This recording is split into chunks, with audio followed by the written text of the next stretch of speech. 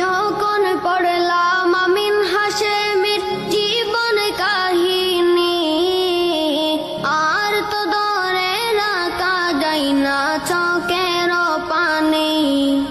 যখন পড়লাম আমিন হাশেমির জীবন কাহিনী, আর তো ধরে রাখা যায় না চোখের পানি।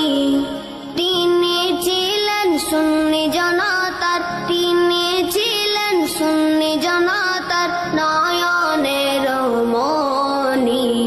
কত সুন্দর প্রতিষ্ঠান, দেখে জুড়াই মন প্রাণ।